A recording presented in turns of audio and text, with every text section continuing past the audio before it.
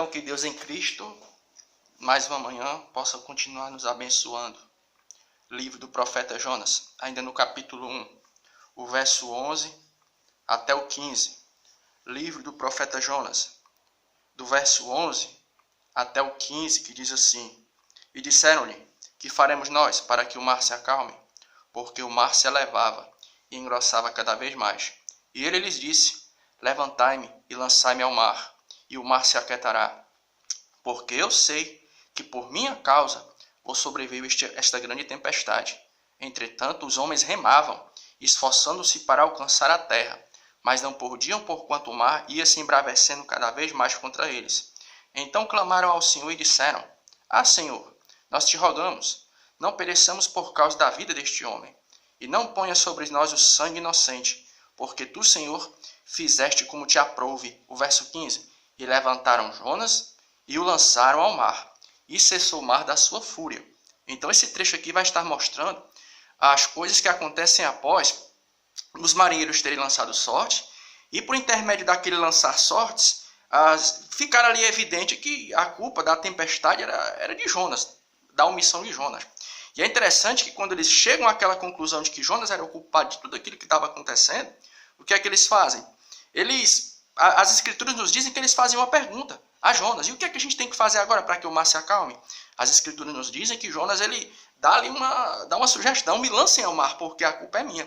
Mas o engraçado do texto bíblico é que os marinheiros eles não tomam, você vai ver isso, que os marinheiros não tomam logo a iniciativa de lançar Jonas ao mar. Muito pelo contrário, você vê aqui que eles passam a remar. Depois é que eles pegam Jonas e com muito, assim, a expressão que dá é essa, a palavra é essa, com pesar, eles lançam Jonas no mar. Então o que é que dá para a gente tirar aqui desse trecho bíblico? A primeira coisa qual é? É a iniciativa de Jonas. A gente pode usar essa expressão? A iniciativa de Jonas. Quando ele chega à conclusão de que a culpa toda era dele, o que é que ele faz? Ele diz assim: a culpa é minha, então me lancem no mar.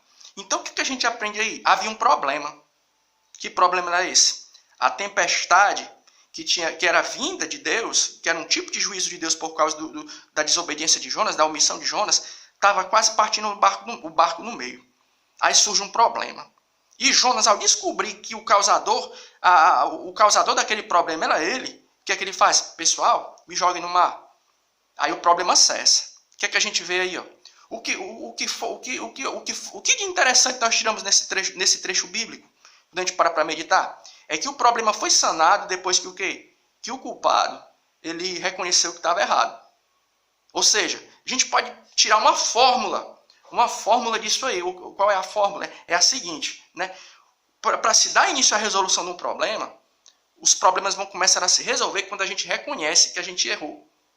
Jonas ele não culpou os marinheiros, nem culpou Deus. Tipo, Deus, por que o senhor está mandando essa tempestade? Isso é tão malvado. Ou então os marinheiros: a culpa é de vocês. Vou usar uma cambada de pagãos. Não.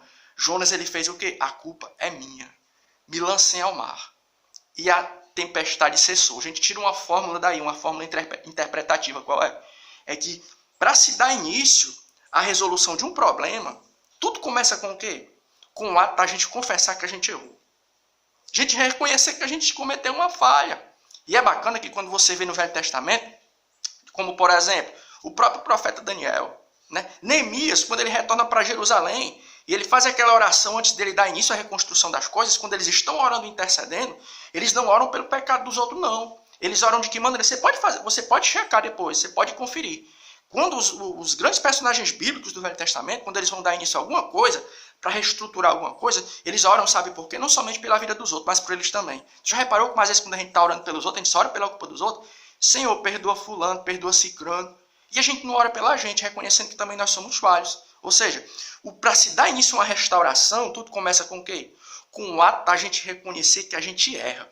Foi o que aconteceu com Jonas. A tempestade cessou quando ele fez o seguinte: a culpa é minha.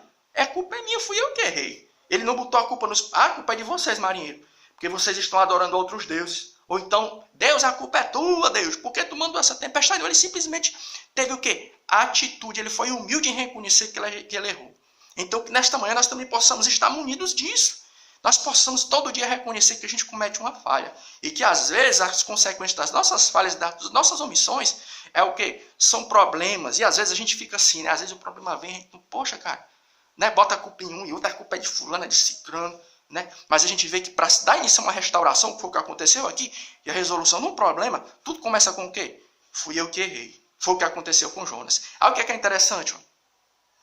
A Bíblia dá a entender o que? Quando você está lendo esses versículos que a gente leu aqui, né? Você não vê logo os marinheiros fazendo assim, ó, sabe uma coisa?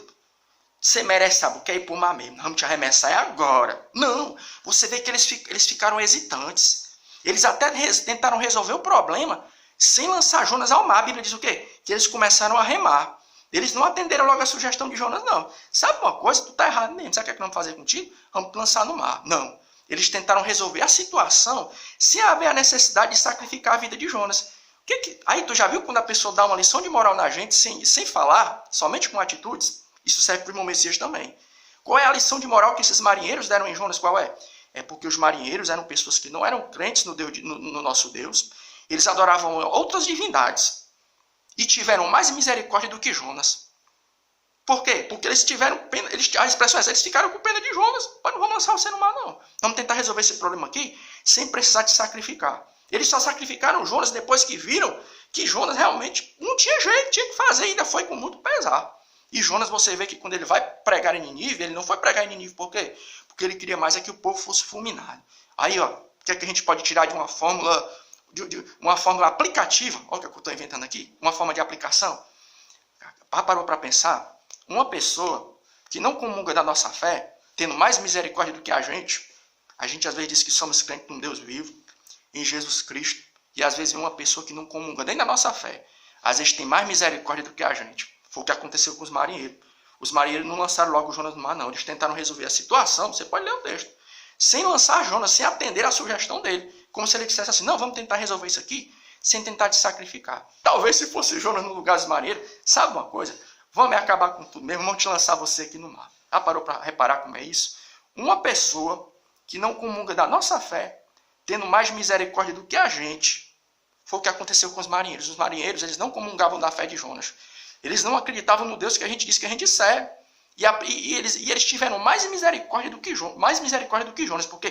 Porque eles hesitaram. É como se ele dissesse assim, nós vamos tentar resolver isso aqui sem te sacrificar, enquanto o Jonas queria mais era que Nínive se fritasse.